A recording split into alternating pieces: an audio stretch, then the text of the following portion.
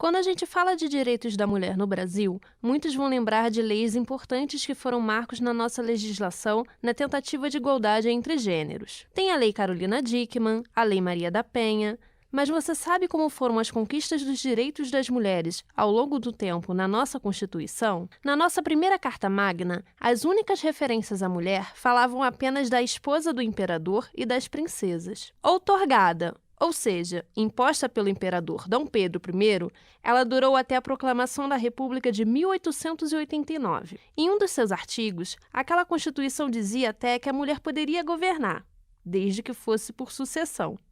Artigo 130.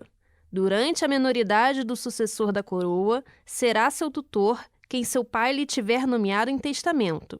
Na falta deste, a imperatriz-mãe, enquanto não tornar a casar.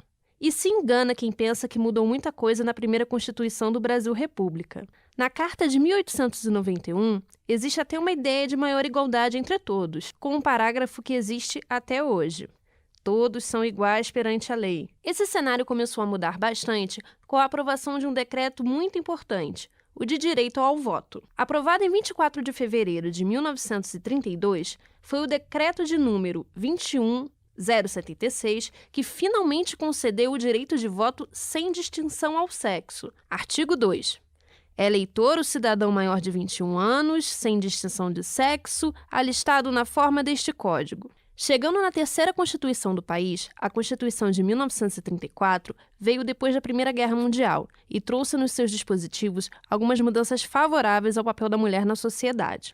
Como a gente já viu, o direito ao voto já estava resolvido e foi confirmado no artigo 108 da Constituição, alterando apenas a idade, de 21 anos para 18. Uma outra conquista foi dizer de forma explícita que não haveria distinção de sexo para acessar a qualquer cargo público no país. Em 1937, o então presidente Getúlio Vargas aprovou uma nova Constituição e com ela vieram mais algumas mudanças. Agora, a mulher gestante se encontrava mais vulnerável em seu trabalho, já que o empregador era obrigado apenas a garantir o salário da mulher, e não o seu emprego. Depois da Segunda Guerra Mundial, chegamos na Constituição de 46, que trouxe alguns aspectos importantes sobre a igualdade de gênero no país. Ela retomou a posição do texto de 34 para estabelecer o direito da gestante ao descanso antes e depois do parto, sem qualquer prejuízo ao seu emprego e nem do seu salário. Esse período foi fixado em 6 semanas, antes e 6 semanas depois ao parto, pela CLT.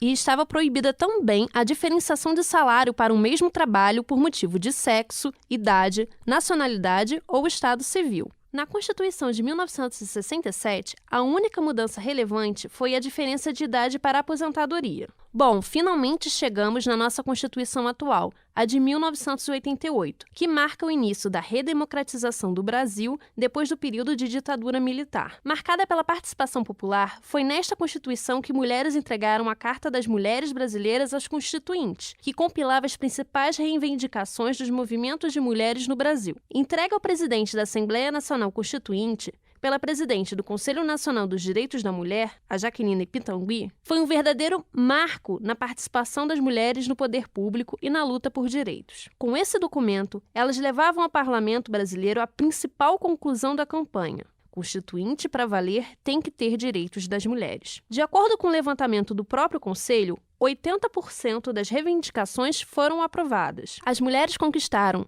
na Constituição de 1988, a igualdade jurídica entre homens e mulheres, a ampliação dos direitos civis, sociais e econômicos, a igualdade de direitos e responsabilidades na família, a definição do princípio de não discriminação por sexo e raça, etnia, a proibição de discriminação da mulher no mercado de trabalho e o estabelecimento de direitos no campo da reprodução.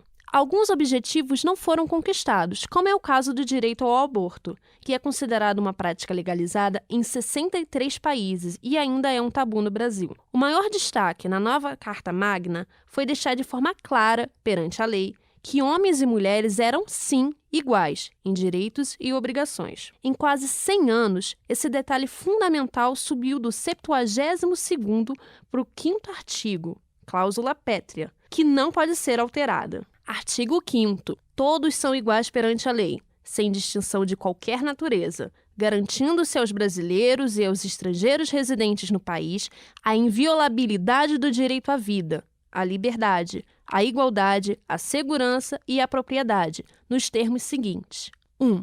Homens e mulheres são iguais em direitos e obrigações nos termos desta Constituição.